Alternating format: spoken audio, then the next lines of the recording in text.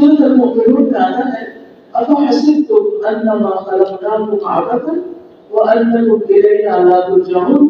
کیا تم سمجھتے ہو کہ ہم نے تمہیں یوں ہی بے مقصد پیدا کیا اور یہ کہ تم ہماری طرف واپس لوٹائے نہیں جاؤ گے؟ ہم سب ایک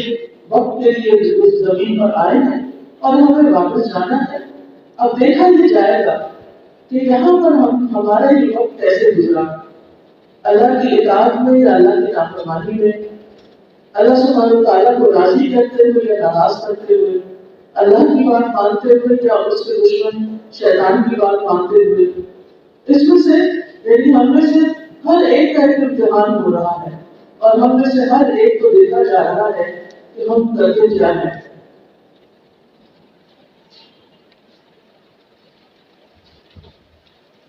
ہم سمجھتے ہیں کہ شاید دنیا کی کامیابی کی اصل کامیابی ہے اور اس دنیا میں کامیاب انسان بننے کے لیے بعض اوقات ہم اپنی ساری ایفرٹس لگا دیتے ہیں،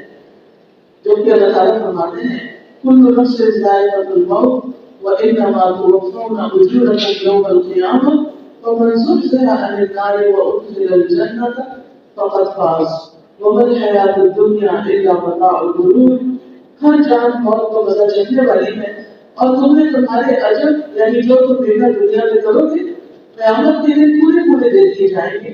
پھر جو شخص آگ سے دور کر دیا گیا اور جنت میں داخل کر دیا گیا تو یقیناً وہ کامیاب ہوا، اور دنیا کی زندگی تو دھوکے کے سامان کی سوا کچھ نہیں۔ یعنی اس زندگی میں انسان جن چیزوں کو بہت اہمیت دیتا ہے حقیقت میں وہ اتنی اہمیت کے قابل نہیں ہے۔ یہاں پر رہتے ہوئے انسان کی کئی طرح کی ضروریات ہیں، اس کے جسم کی ضروریات ہیں، اس کے روح کی ضروریات ہیں، اس کی عقل کی ضروریات ہیں، اس کی معاشرت کی ضروریات ہیں۔ اللہ تعالیٰ نے منع نہیں کیا کہ ہم اپنی ضروریات کو پورا نہ کریں، لیکن ان ضروریات کو پورا کرتے ہوئے ایک چیز کو نہ بھولیں کہ اس میں سے کوئی بھی چیز ایسی نہ ہو کہ جو رب کو ناراض کرنے والی ہو۔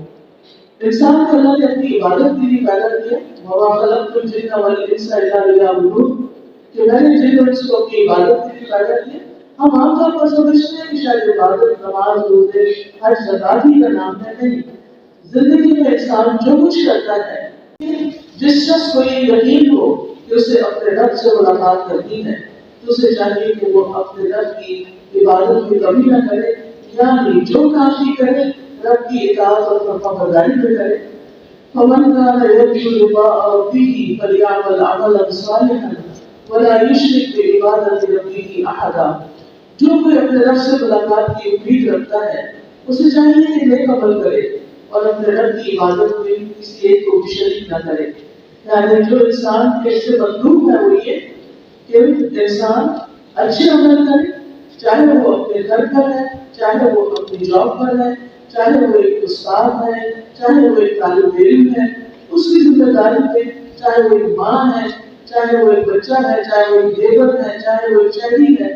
یعنی کسی بھی حیثیت میں اور کسی بھی کیپیسٹی میں انسان جو کچھ کرے وہ عمل صالح ہو، نیک عمل ہو،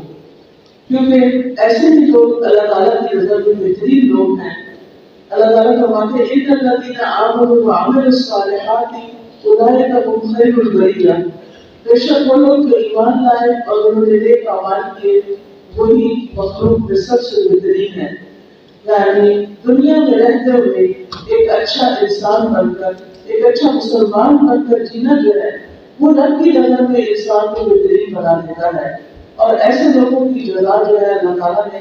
کیا فرمائی، والذین آمنوا وعملوا الصالحات لنکفرن عنہم سیئاتہم وَلَنَجْزِيَنَّهُمْ أَحْسَنَ الَّذِي كَانُوا يَعْمَلُونَ، اور جو لوگ ایمان لائے اور انہوں نے نیک عمل کیے